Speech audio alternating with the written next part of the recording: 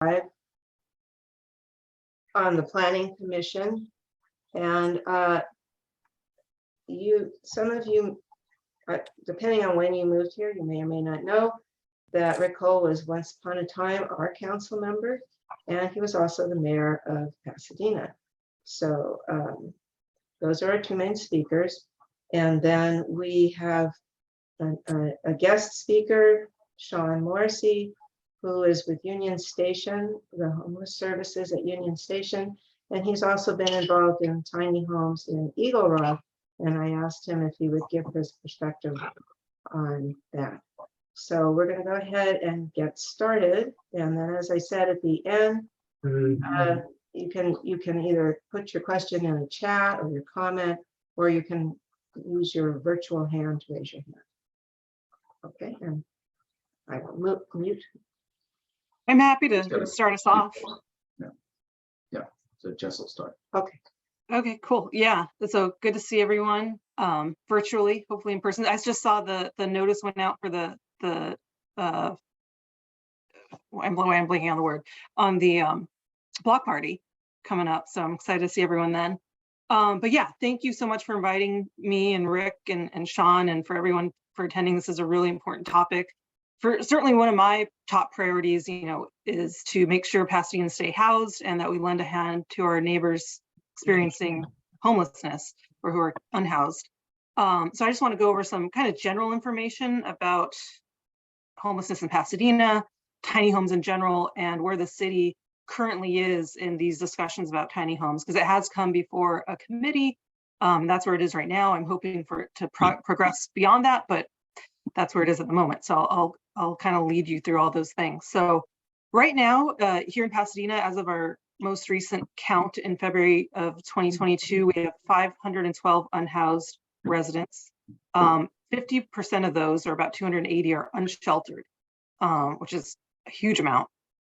And I'm sure Sean will can go into more depth about into this, but the way I've kind of found helpful to think about the ways we address homelessness, or the ways that we can meet the needs that folks have, is this continuum of care, where there's emergency services or emergency housing, where it's like people right off the street, get them housed, and then there's interim supportive housing, and then there's permanent supportive housing. So interim is like trying to help people get connected with services and get them back on their feet, and permanent supportive housing tends to be for folks who probably won't ever fully be on their own, but need that continued care.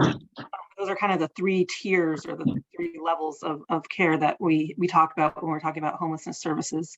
COVID-19, of course, has been a huge challenge. We haven't had a bad weather shelter for the last couple of years. We usually contract with Friends Indeed, and they just haven't been able to provide that service because of the social distancing requirements.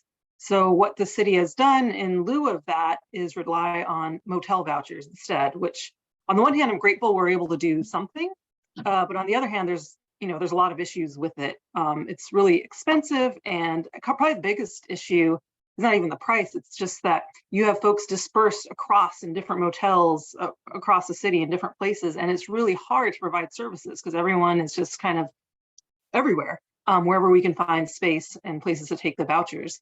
The great thing about tiny homes or a motel conversion, which is another idea that's always out there, I know people are interested in, myself as well, is that you have folks all in one place where they can get all the services they need. Or, they can be laundry services, all the day-to-day needs that they have. So bathrooms, laundry facilities, food, and then all the other services on top of that. If they need counseling or being connected with jobs or whatever they need to help get back on their feet and into a better housing situation.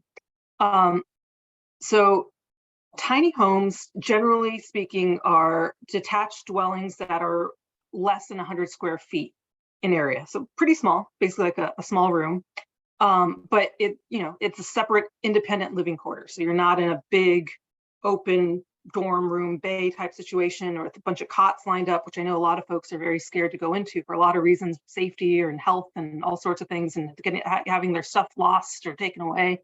So you do have the dignity of your own private space, which is really important, and for your stuff as well, so you can keep your stuff there. and it's not going to go anywhere. So separate independent living quarters with electrical, generally not plumbing, unfortunately, but AC and heating, and then shared restroom, shower, laundry, dining areas. On-site security is a big part of that to make sure folks are safe. And then, of course, all the supportive services that are there and available for people to take advantage of so they can get the help that they need, get connected with jobs, with skills, counseling, anything that they may need to get them back on their feet. The targeted length of stay for like a tiny home village is roughly 3 to 12 months. So again, I guess it kind of falls maybe, and maybe Rick or Sean can correct me, but to me, it's sort of that bridge. It's, I guess, a bridge kind of between emergency and interim. It's not quite, it's longer than emergency housing, but it's also not quite, what interim, or I don't know, maybe Rick or Sean, you can tell me, do you consider it emergency or interim housing? If you're able to unmute.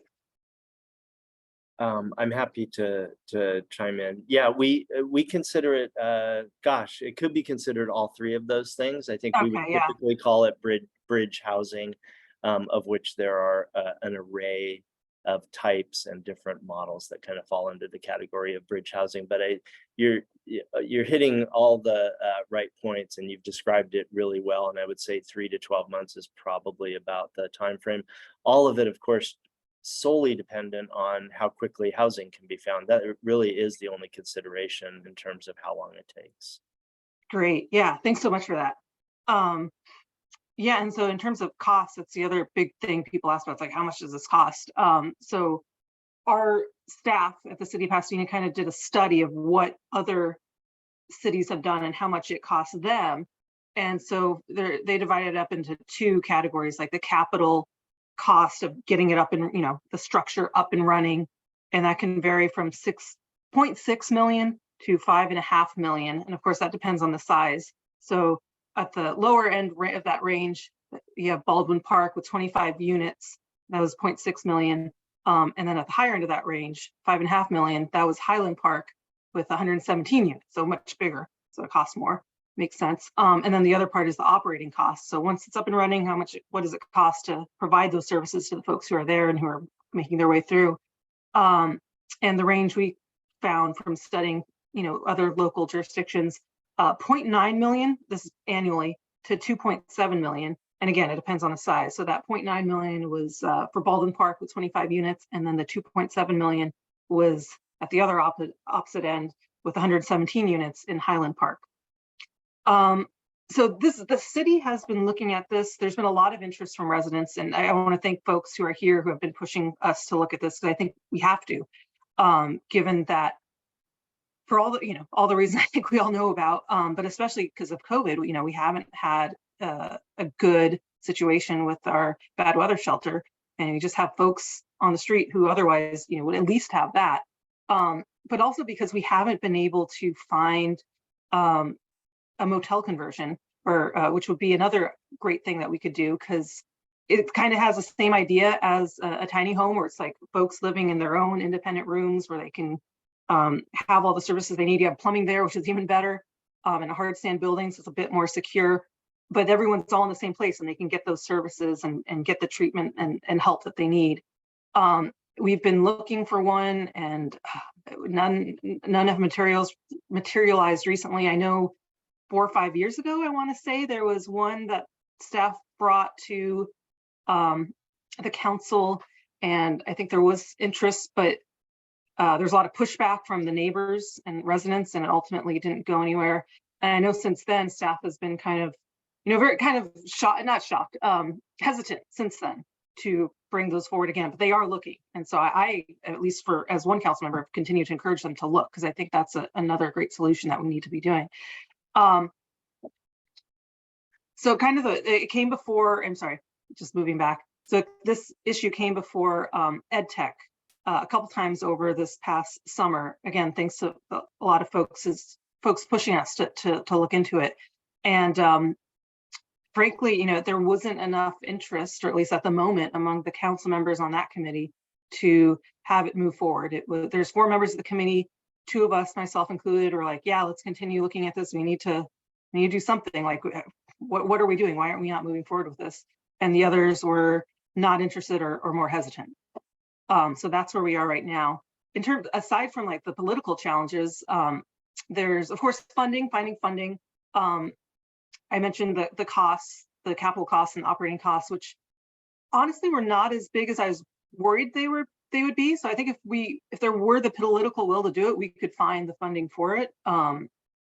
I think the bigger problem is, finding the political will and also getting the buy-in of neighborhoods and residents to make sure that they're, not going to shut it down or stop it like we saw happen with the motel conversion a few years back. Also finding a space, that is a big thing. We had a specific meeting where we just looked at what are the city-owned properties that are vacant, and none of them really were big enough or didn't really make sense for it. So we would have to find a space. I know someone has raised, or folks have raised the idea recently. We just got the 710 stub back. It's going to take a while to get that, developed and come up with a plan with it. It's going to take, a year, many years long process. And so folks raised that as a new place that we could look at. So I'm all for exploring that. If there's a part of that could be used for tiny homes, that would be amazing if we could do that for the next several years before that property gets, further developed and comes along. So that's kind of where, that's hopefully just a helpful overview of tiny homes and where the city is now in terms of how to move it forward. I think folks continuing to keep the pressure and let continue to let me know, but if you happen to live in another council district, also let your council member know that you care about this, you think this is something the city should move forward with, and that we owe it to our neighbors who are unhoused to do this. Because right now it just seems like we're at a bit of an impasse, at least at EdTech, it was 2-2. So that's where we stand at the moment. So I guess I'll hand it off to Rick for now.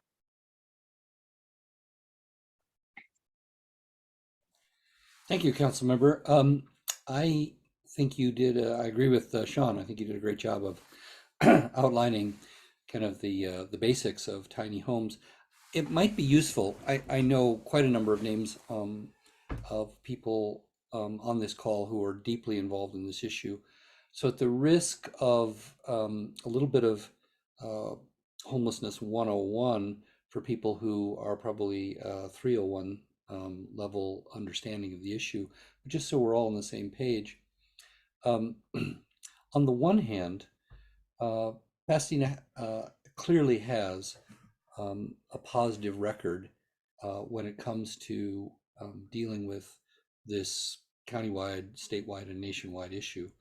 We have about 1.4% of the population of LA County, but according to the annual point-in-time count, we have 0.7% of the county's homeless population, which means that we're about half the per capita rate of the county as a whole. And when you think about cities like Palos Verdes Estates and San Marino, who systematically exclude homeless people, that is an impressive statistic.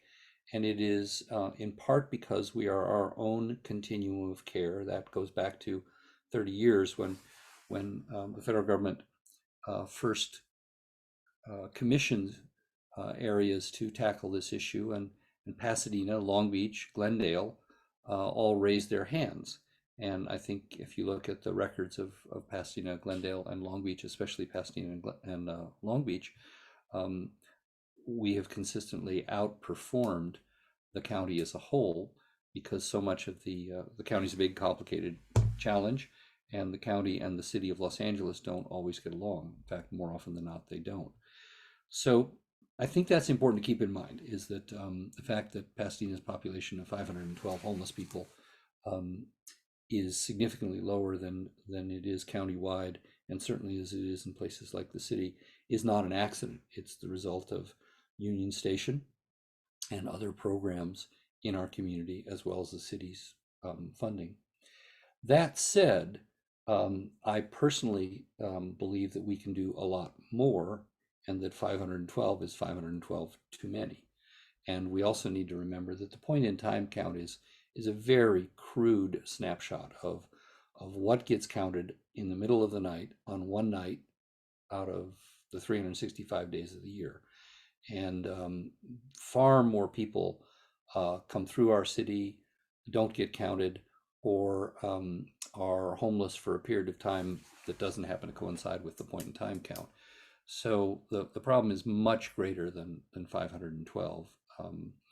But for point of, you know, trying to apples comparisons, it at least is a reasonably reliable way to compare us to other communities.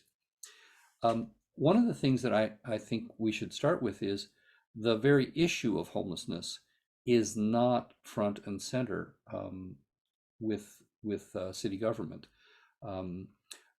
There's no housing commission. The planning commission doesn't take this within its responsibility. There is an advisory committee. It's not appointed by the city council, it's appointed by the staff. It doesn't have any significant influence over homelessness policy, and it doesn't involve the community in this. And this is not just a government problem, this is a community problem. I think the fact that you're all dialing in tonight is an indication that people recognize that our churches, our businesses, our community organizations, our nonprofits, and neighborhood associations and individuals can all play a part, not only in influencing city policy, but in helping people get employment, helping people find shelter, helping people get back on their feet. The last dimension I think it's important to keep in mind, which Sean touched on, is the issue of housing. And we, just as we don't have, I don't think, an up-to-date comprehensive approach to homelessness in Pasadena, we have struggled to put together a comprehensive approach to housing, including the challenge of homelessness.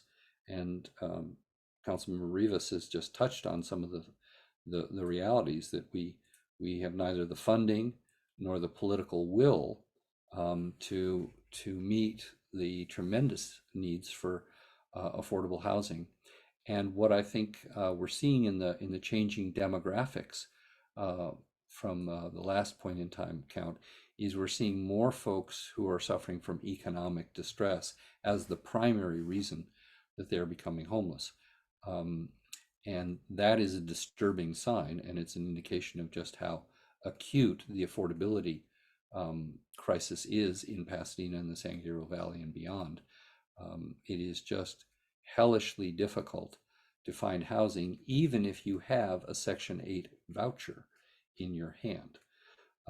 So I think there's a great opportunity to elevate this issue, to focus on this issue, and to develop a new and updated comprehensive approach to homelessness.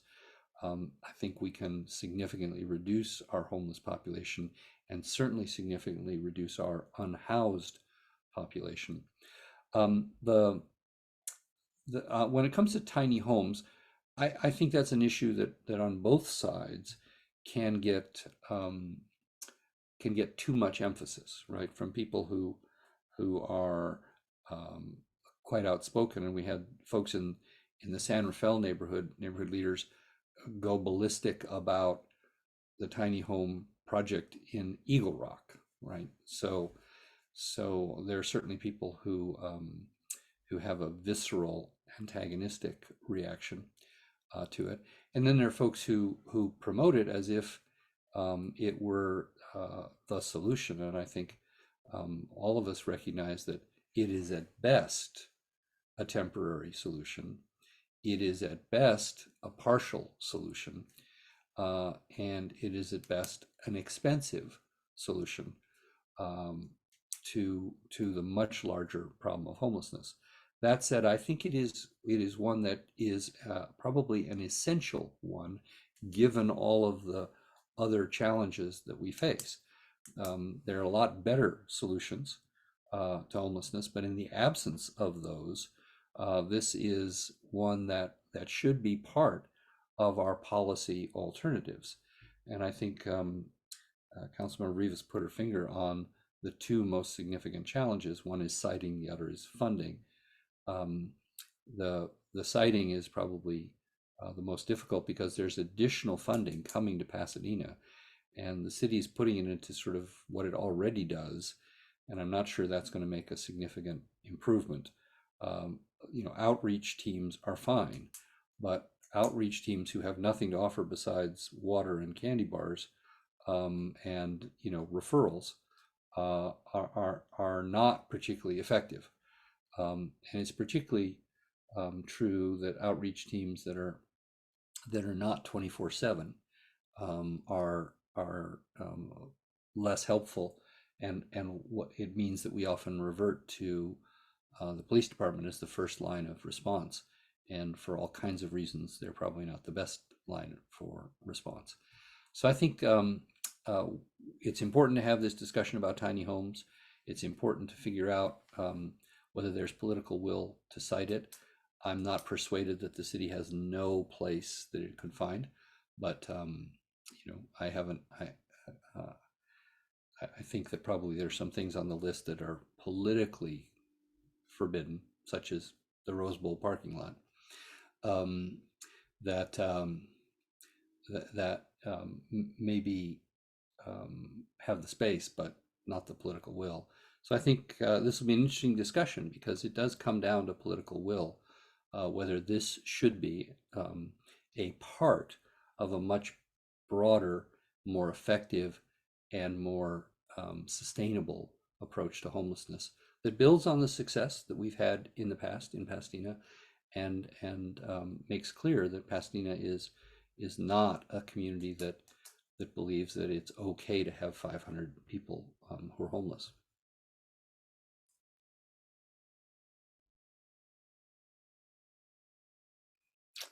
So do we want to open up to questions or take Sean?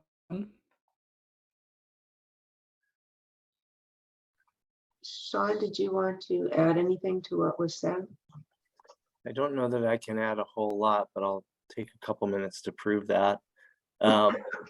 I agree with everything that both the council member and Rick said. I think that Pasadena, it's interesting because, in the 40 or 50 years that we've experienced modern day homelessness, it's only really in the past 10 that we've actually included housing as part of that intervention, which sounds crazy, but it's true. And I think that as we've moved into that as the solution to homelessness, we still have a lot of folks who believe that perhaps housing is not really a basic human right, and that there should be things that people do to earn that, or earn their way inside. And I think that kind of thinking has grown our problem. I'm a formerly homeless man. I've worked in this sector now for almost 20 years. And the first 10 years of my work here, we were strictly kind of compliance models and emergency housing, which didn't help anyone. And it really is, what Rick was talking about in terms of Pasadena and our numbers, and the fact that, we implemented housing first strategies and programs at the same time we started to reduce these numbers, kind of speaks to the models that we have in place that really do solve this issue. And I think that Pasadena is uniquely positioned to do something that a lot of other cities are unable to do. And I would, just point to so many people in this room who have done so much work around changing the narrative and pushing solutions forward.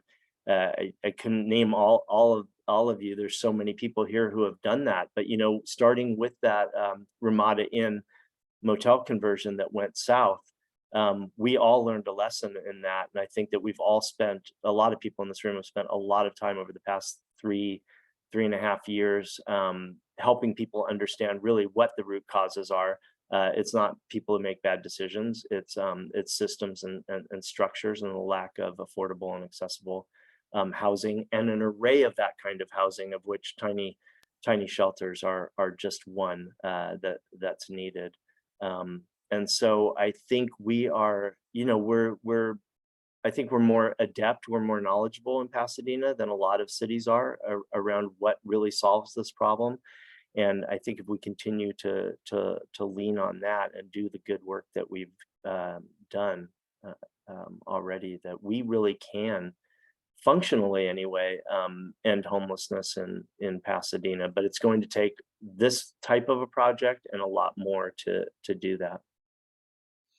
And Sean's comments prompt me to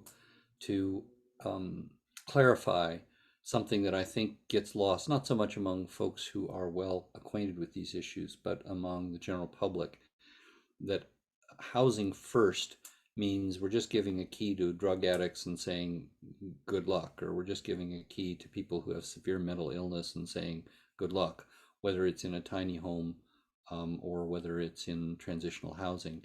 And no one who has serious commitment to these issues would argue that housing first means housing only. Housing first means getting people off the streets where they have no bathroom facilities, where they're in danger of all kinds of weather, predator, sanitary health hazards, and stabilizing the situation so that services can be provided to deal with issues that either helped prompt their homelessness or have developed because of their homelessness.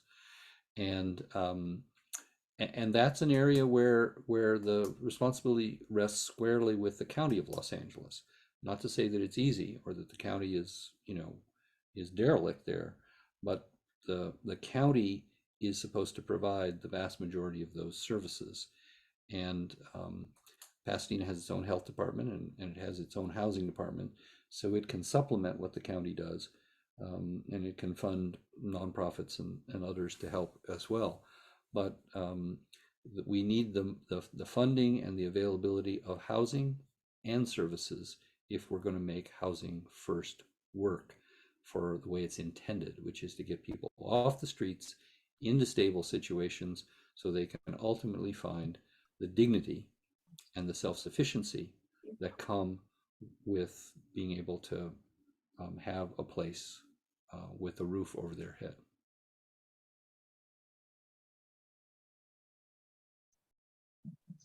Well, thank you both, all three of you actually, very much. We're going to go ahead and open it up for discussion and questions, comments. And I know that Jordan had a question, so I'm going to turn it over to him.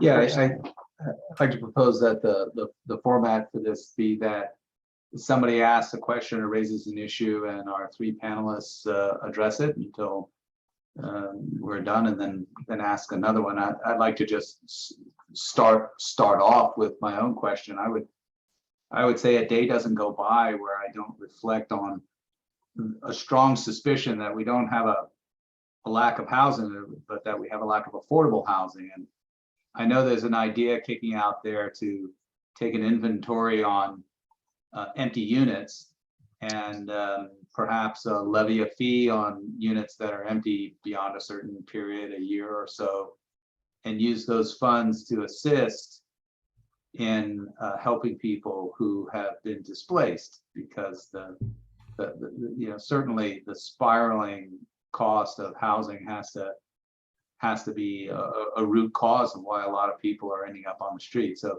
my question to all three of you is, to what extent, do you think we can deal with the cost of housing? Because that seems to be, to me at least, the primary cause for why so many people are ending up on the street.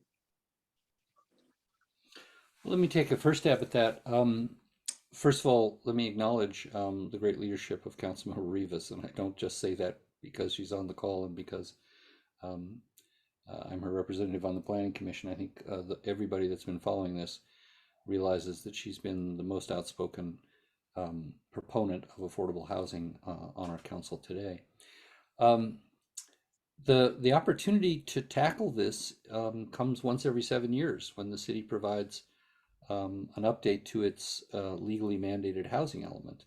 And we've now gone through 2 cycles where the State Department of Housing and Community Development, which uniquely reviews housing elements, it doesn't have authority over any other, The state has no other authority over the general plans of cities, but HCD gets to approve and certify housing elements, and we've twice been rejected, and the third time the housing element has not added a whole lot to it, because our city unfortunately has conceived it as, how can we comply with state law versus how can we address the problem of affordable housing in our city. And while those are congruent, they are not the same. That simply complying with state law doesn't get us to a solution. We can comply with state law if we can, at least in the view of the city, demonstrate that theoretically 9,000 units of housing can be built in Pasadena. The problem with that is that 6,000 of them are supposed to be affordable, and there is no credible program for figuring out how to do that. So we could end up, conceivably, although unlikely, with 9,000 units of housing, and 80 or 90% of them be market rate housing. Market rate housing helps with the housing shortage, but it doesn't help directly with the affordability crisis that we're experiencing right now. And so that's the real challenge, is how do you either incentivize the private market to build affordable housing? How can you make it easier for nonprofits and churches and social service organizations to build affordable housing? And how can you fund the subsidies that often are the critical element to actually make projects work? And other cities have stepped up and developed local funding sources. At Los Angeles, Santa Monica, Culver City. So far, Pasadena has not taken that route.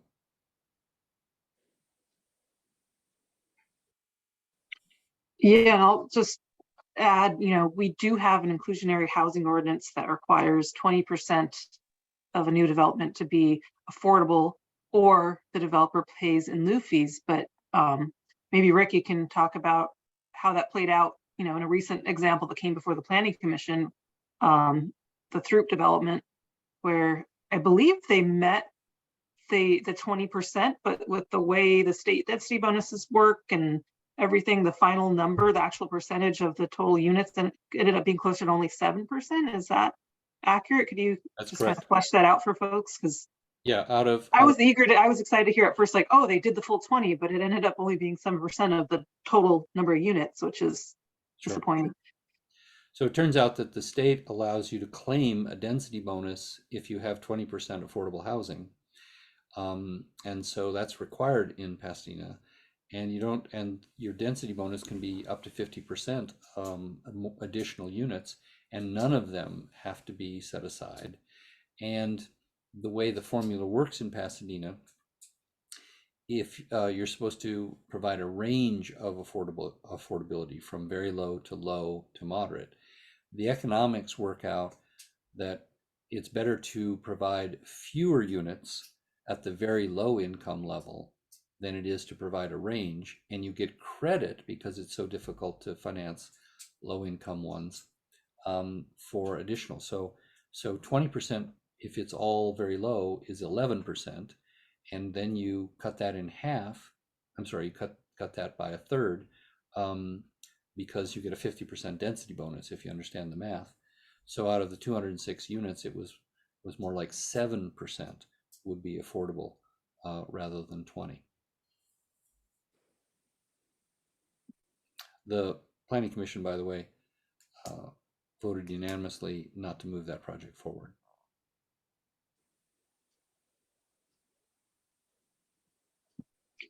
The last thing I'll mention, I guess I'm here in my official capacity as council member. It's not a campaign event, but rent control is out there as a way to help keep people housed. That's how I've always looked at it. It's a common sense way to help people stay in their homes now instead of getting pushed out of our communities, or in the worst case scenario, onto the streets. So that's something I've come out and endorsed that's, it's just a fact that's out there. Not going to turn it to a campaign event for rent control, but I think that has that's another piece of the puzzle. Yeah, and I think it's significant that Sean's organization, Union Station, which deals with these problems at the ground level, recently endorsed Measure H in Pasadena for precisely those reasons.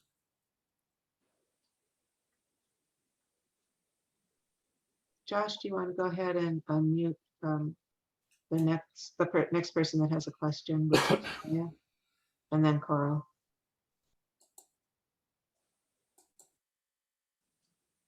I'm sorry, did you say Sonia? Yeah, go ahead, Sonia. Great. Hi, I'm Sonia Burnt, longtime resident of California, of Pasadena, and very active in trying to get tiny homes in our city. I want to personally thank Councilmember Rivas and Vice Mayor Wilson, who've been really, really at the forefront of trying to get a tiny home village in our city, or at least, move it forward. And the exciting news is, today, the Housing Department issued an RFI, a request for information, and is seeking input from, say, churches or private owners of property that could be used for a tiny home village. If I'll put my email address and I can forward that to you, the information on that. I did clarify with the Housing Department that the city is interested in using city-owned property as well, not just privately owned property. And there are a couple, and especially one that looks very promising, that's city-owned. And if anybody wants to know anything more, they can contact me. And also I put in the chat that the city still has $20 million of ARPA funds, American Rescue Plan Act funds, some of which could definitely be used for this. Nobody believes that this is the answer. Interim housing is not the answer. And it's all of what Sean and Councilmember Rivas said. It's something to bridge the gap.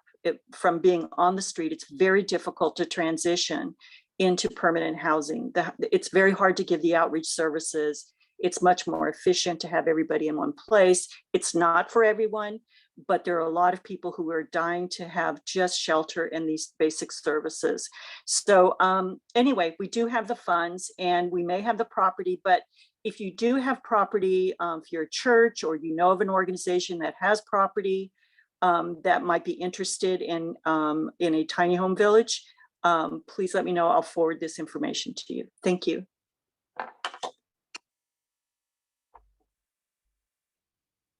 Thank you for that. And also, I hadn't heard about the that we're also looking at city-owned properties. I know we looked at vacant city-owned properties, but not other city properties. So that's good news. I hadn't seen that or heard that yet. Well, actually, it's vacant. I didn't clarify it was vacant or not vacant, but there is a vacant, a very good lot right now, city-owned vacant lot.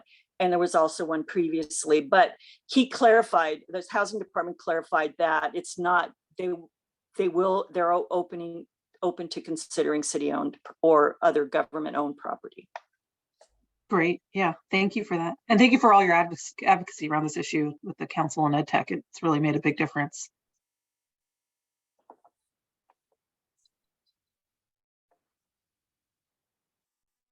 Can I, Oh, well, Carl had his hand up.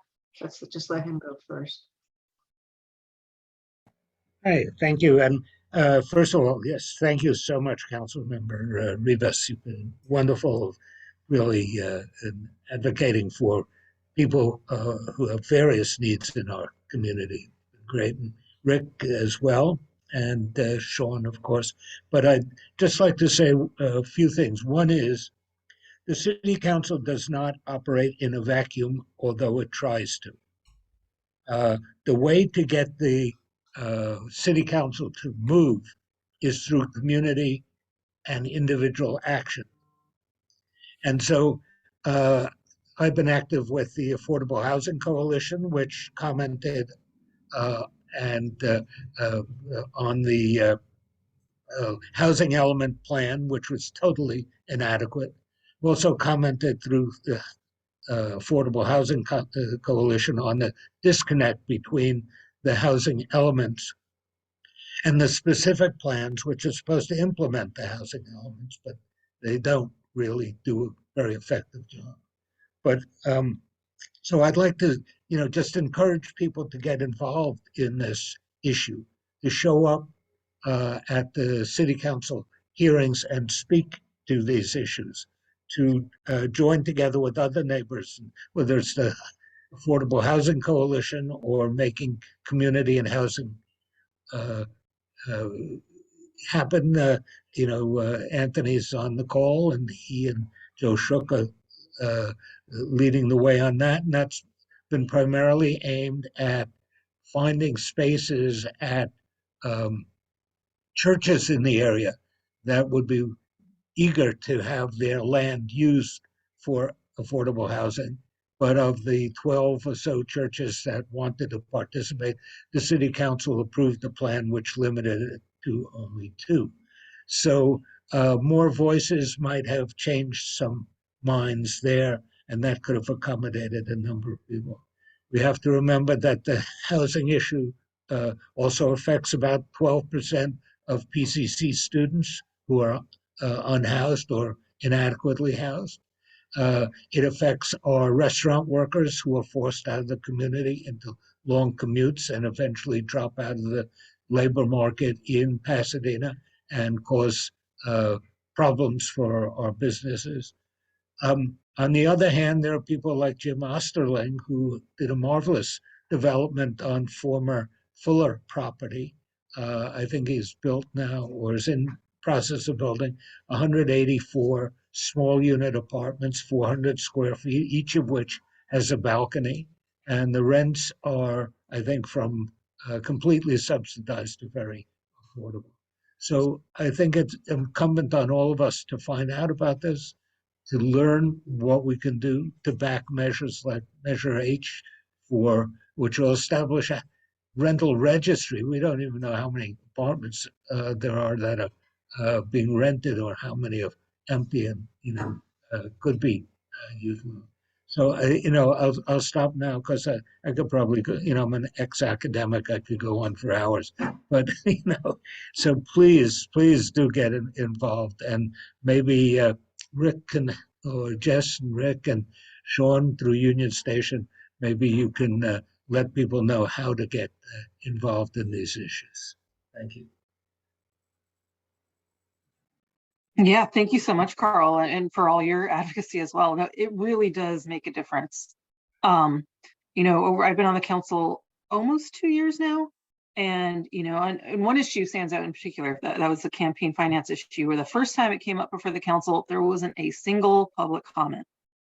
No one, I don't know why, it wasn't on anyone's radar, and it came up, and the council voted to do something that I disagreed with. I think most people here disagreed with. That was a recommendation to get rid of our campaign finance limits.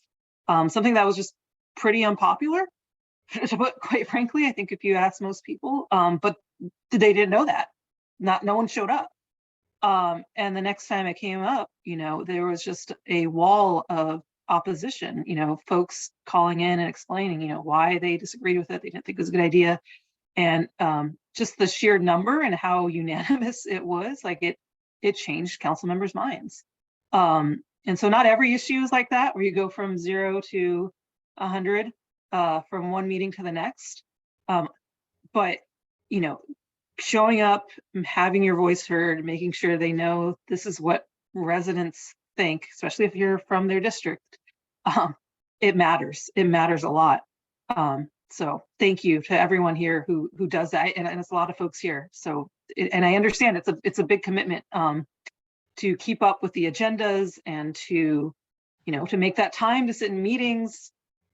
It's a lot. I'm there with you all through all the meetings. So I understand the work and the commitment that goes into it. I think probably the best way, to keep on top of that is to be part of a group, if housing is your issue or safe streets is your issue, is to get involved in one of those groups, and they will keep you apprised of when the committee meetings are and when the council meetings are. That's probably the best way that I've seen. Unless you want to check the agenda every Thursday at around 5 o'clock, which is kind of hard to do if you're busy, but yeah. Thank you. Joe, did you have something You wanted Yeah, I to- had a couple of questions. One is, I'm just interested in knowing, about the procedure for selecting sites. Like what are you looking for when you're trying to find sites for appropriate sites for this transitional housing of various kinds? And then what kinds of services are planned to be associated with these sites? So, like that would be determined, I guess, in part by how many it could accommodate. So a larger facility might be able to provide more services than a very small one. So I just want to hear what kind of thinking goes into that process. So there are you raised a lot of questions, but there are low barrier and higher barrier entry regulations that can govern a transitional situation. A low barrier is one where basically it's similar to what you might have in your tent, right? So no one's going to come and check for drugs or alcohol or weapons or what have you. There are also higher barrier ones where those things are forbidden, and periodically people's places are checked for those, and there are also situations where they have a what's called a hot box just outside, where if someone has something that is not allowed on the premises, they can put it in a locker.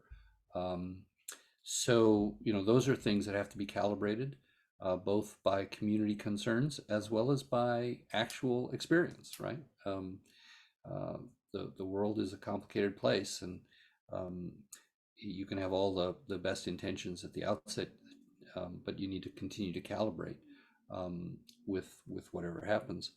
And there's no such thing as a foolproof plan. There are crimes that happen in our community among people who are housed, and so we don't say, okay, we're never going to have any more houses, but a single incident, fairly or unfairly blamed on a transitional housing program, blows up on next door, and all of a sudden there is hysterical reactions and sometimes overreactions. What kind of services? Again, that can be calibrated. Typically there will be with an encampment or tiny homes village of sufficient size, there can be someone, for example, a social worker there, half-time, full-time, once every Thursday, etc. There can be on-site health, mental health, employment training, employment placement, drug and alcohol treatment programs, either on-site or transportation to those kinds of programs. That's where it gets into who's going to arrange that, who's going to pay for that. Will the county provide those? I would actually encourage people to read Steve Lopez's column the other day in the LA Times. I think he took a fairly sober view of the pluses and minuses of the experience in Highland Park and Eagle Rock.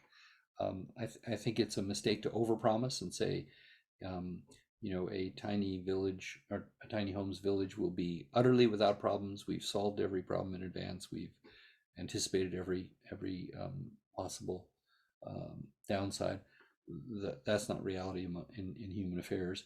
On the other hand, I think we've learned a lot from these experiences in other communities that Pasadena would be very well prepared to take advantage of, and to ensure that there's the highest level of security for the people who live there, as well as the people who live near there, and that there is the best menu of services provided in a way that's most likely to benefit the most people. But I would echo again what Sonia said earlier. This is a temporary way station for people. It is a valuable and even life-saving way station but it is a way station toward greater self-sufficiency. I would add too that tiny villages, that concept is newer, but essentially what it is bridge housing, which is something that we've been doing for years and decades. And we know exactly how to do that. The configuration looks a little bit different because previously no one has had their own little kind of home to be in terms of what interim or bridge housing looked like. But the models that serve folks, and as far as siting goes, I think we're also looking for, there has to be infrastructure in place. I think that part of what Councilmember Rivas was describing in terms of the cost of these, a lot of that goes into infrastructure to create, plumbing and electricity and those types of things. The models that serve folks, as Rick said, are highly comprehensive.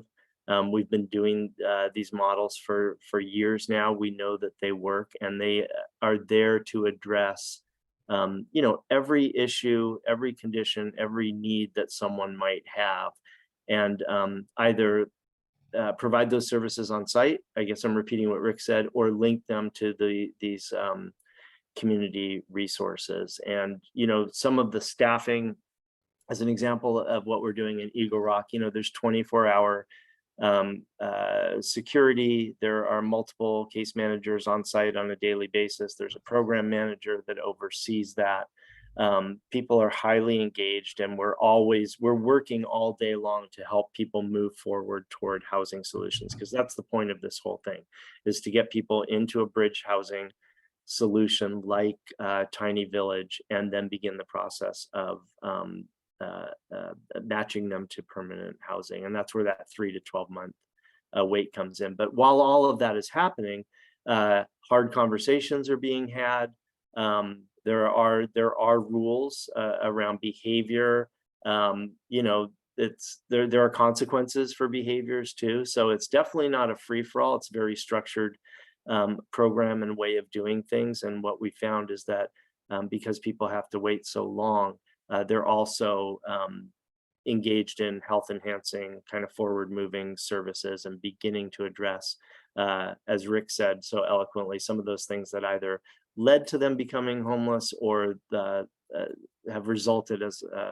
come about as a result of them being homeless. So very intentional models, lots of we call it intensive case management, that are helping people address kind of all areas of their lives, and looking at the individuals holistically, not just as the sum of one pathology that might be really apparent and obvious, but really who they are as human beings, and kind of all of who they are as human beings. And we address all of that stuff, and we see people in those ways as well.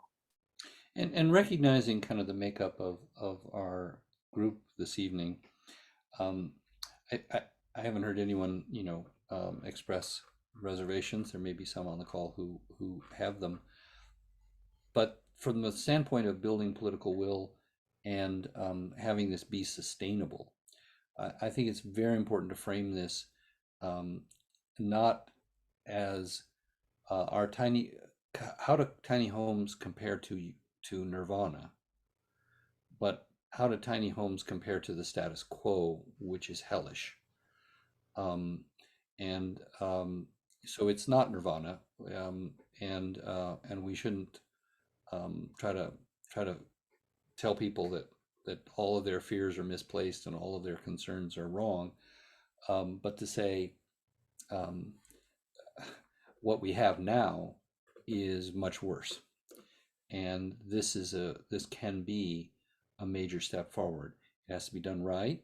And I think Pasadena has the capacity. I agree with everyone who's spoken. Pasadena has the capacity to do it not only right, but better than most, both because we're late to the game on this, and because Pasadena has some great assets and history to draw upon.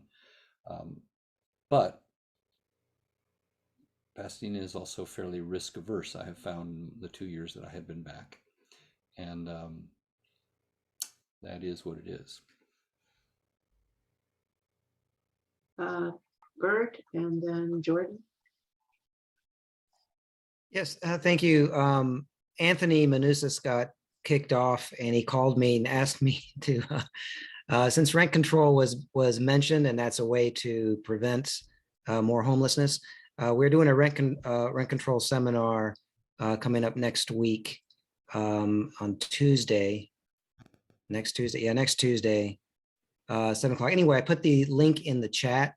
It'll be on Measure H, a seminar if you want to attend that. Thank you. Jordan? I'd like to return to the concept of the motels. I happen to have been in council chamber the evening the evening that the council approved to move forward on the project on Orange Grove and Fair Oaks, and people were so happy about that. Everyone left the chamber, which left like 2 people there, and there were 2 subjects left. One was like the state fish and game people talking about coyotes, and the other was a discussion about another project. But in the interim, there was some candid discussion by Margaret and Tyrone. They had gone to speak to a public forum about that Ramada Inn project, which seems, I mean, there's a lot of excitement about that. And they were really caught off guard. Apparently, there had been a disinformation campaign and flyers circulating, and a large group of very angry people showed up. It was pretty ugly, apparently, and they're pretty traumatized by it, by their own admission. And you know, they looked across a sea of potential voters and decided that they needed to kind of step back, and that was really unfortunate because that was an owner with a project that was ready to go. If I'm not mistaken, it was targeted to homeless women and children, and the local community there came out and just mauled the council members there. And I don't think any reasonable person, politician or no, could stand up against that level of dissatisfaction. And it really points to sort of like the power of public opinion in these matters. And I know that since then, certainly in the EdTech meeting we discussed earlier, I think Bill Wang brought it up again, that's just a wonderful solution. But I think the meditation falls back upon how exactly do we lay the groundwork and prepare. I mean, the 2 council members who went to that meeting actually thought they were just going to a sort of like informational meeting, and everyone who came to that meeting to sort of savage them were being told that it was being jammed down their throats, and they were very, very angry. So what can we do to kind of better prepare the people when we're moving a controversial project in? And in that instance, a lot of the argument was, there's a preschool nearby and there's a church nearby, and it's like we don't want these homeless people nearby, even though there were homeless people nearby already. They just weren't in the motel. So I'd like to just sort of throw that open. How do we better prepare for that not happening? Because that was really, I think we're all still reeling from an opportunity lost in that instance. That was like a perfect project that was literally turnkey, and it just slipped out of our hands. Jordan, I was there that night, and it was as bad as you described, maybe even a little bit worse. And I think we learned a lot that night. And for our part, and a lot of people in this room too have been involved in the pre-work that we now know it takes to put a project like this forward. And I think we've kind of finally honed exactly what all of that work looks like, and who the stakeholders are, and who needs to be involved, and when we need to start talking about it, and how we control the environment. Because frankly, at that night, a microphone was handed out into the audience, and it didn't come back for about an hour and a half. And so there's a different way to do that. Part of that has to do with the narrative, and I think that we realized then that we'd been, as a sector, doing a really poor job of describing not only the history of homelessness, but humanizing the people who are experiencing it at the same time, and figuring out how we need to talk about these solutions. We are in the middle of creating a toolkit. We went and presented in Seattle at the Housing First conference just a few months ago, this toolkit that we've been using for exactly what you're describing.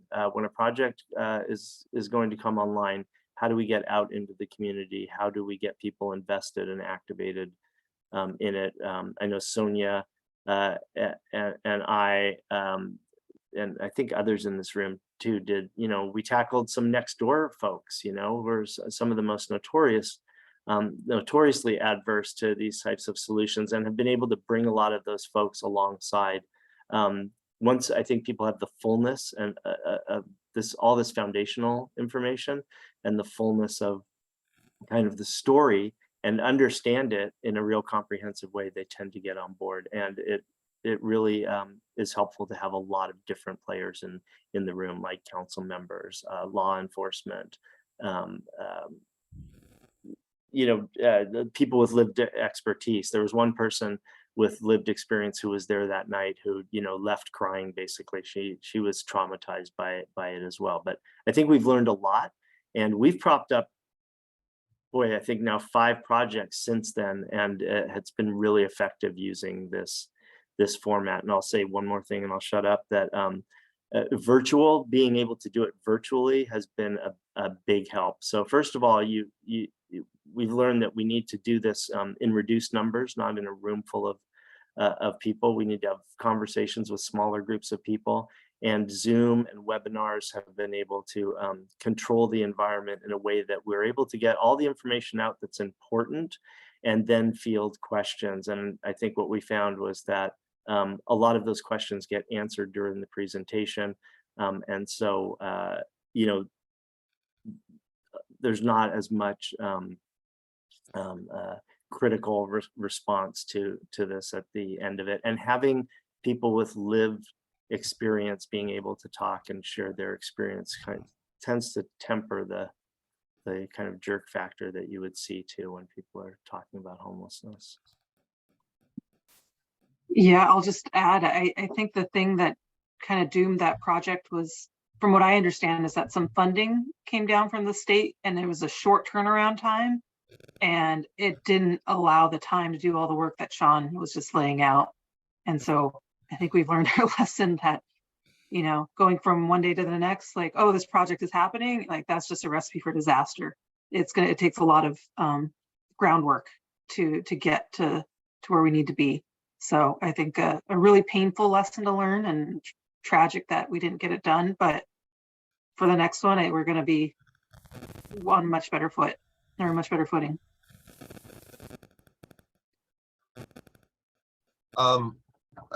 Sorry, Minnie. So in the chat, I've been getting some people asking who are interested, if they want to become more involved, how do they do that? And like, is there someone they contact, or is there a website they go to? Yeah, I'm sure a lot of folks who are here, who are involved would love to share that, their different groups and networks and how to do that. So maybe I just saw Sonia give a thumbs up, but maybe we can let her share again. And I know there's other folks here too, but go ahead. Yeah, there's some really good groups. I mean, Union Station is fantastic, and Sean and his people have been doing some great work on narrative. I've worked with him on a couple of webinars. My issue personally is the unsheltered. I mean, everybody pretty much knows that. And so I've been really doing a lot on tiny homes. I also, I'm a big fan of the motel conversion, and I know a man that I've been on a journey with for 2 years was in a Baldwin Park home key, and after 19 months he's in permanent housing. But the care and services that he got there, I could go on and on. Anyway, if anybody's interested in getting a tiny home village, I can hook you up with other people or me. I have a whole group of people that I not constantly, but I email when things are coming up. So I've got my email in the chat, but mine is mainly the unsheltered. And I'm sure other people can talk about other, affordable housing and rent control. And there's so many issues.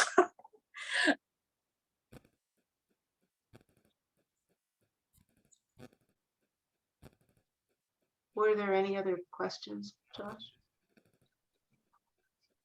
That was the main one, pretty much. Yeah, everyone else who had questions were able to raise their hands. Well, I guess that, Jordan keeps telling me to ask a question I've asked many times, so I'll ask it now. I've been curious for years and years and years about St. Luke's Hospital, which stands vacant for like 20 years or so. Is there any chance that that could be converted to housing? Anyone know? I've asked the same question. I have no inside information. I believe it's owned by Caltech. Did they dispose of it, or do they still have it? I don't know. I haven't heard. I just know that someone owns it and they don't want to do anything with it. And there's also no plumbing or anything in there. Yeah, can you hear me? This is Margot. Yeah. Hey, Margot. I actually think that Caltech sold it to somebody else and they've been holding on to it. I get the feeling that the building itself is not habitable. Like, I think they'd have to do a lot of work to it. But I know that there's been a lot of opposition from neighbors in the area who did not want to see like townhomes or anything like that built there. So I think the owners are just sitting on it, but I don't believe it's Caltech anymore. I think that's correct. And also I agree about the building itself. It's too many issues. There's huge parking lots there. And there's definitely the space. It really depends on the owner. Thank you.